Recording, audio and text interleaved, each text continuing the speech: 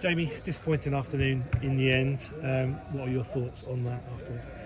I think we looked comfortable for the first hour or so. I think then we just seemed to get apart. So silly decisions at times in the game, which is frustrating. So it's more individual errors than anything. It's not a team error. So listen, it's something that we've got to work on and we've got to become better at. We can't keep saying, oh, we've played nice football and keep getting beat. So we're conceding too many goals. Granted, it wasn't our first back four today, our first choice back four, but still no excuse. I was going to say, you had a couple of enforced changes and then another, obviously in the first half, Fence going off injured. Doesn't help, does it? But I guess managers never want to make excuses like that, but was it a factor in the end? No, it really shouldn't be a factor. I think it's too cheap to use that because everyone's at this level for a reason, aren't they? So you're obviously good enough to play at this level. Okay, we've had to drop Reece into centre half, which he was fantastic, I thought. Then Ollie's come on at left back. That's one of his positions he can play. So no, there's no excuses, definitely not. It's individual errors for the most of their goals. Is this one of those games, given the cup tie and of course the nature of the defeat, you just try and quickly sweep under the carpet and look to Tuesday now, or do you try and take a lot of lessons from it?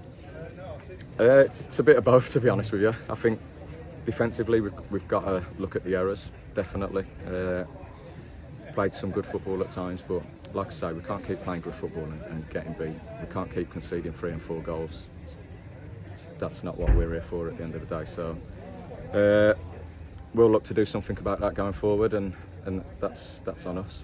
You don't have much time again now till Tuesday at Rochelle Olympic. A few injuries as well carried, I guess. What's the situation with one or two of these? Was Fence or not? Did he have today? Fence felt his groin a little bit, so we had to be careful with him.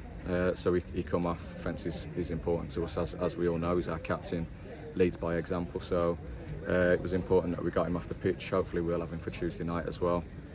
Joe Wilson, just a bit tight, so we give him a couple of days off because he's travelling quite a way to get here. So give him a couple of days off and let him relax and be ready for Tuesday.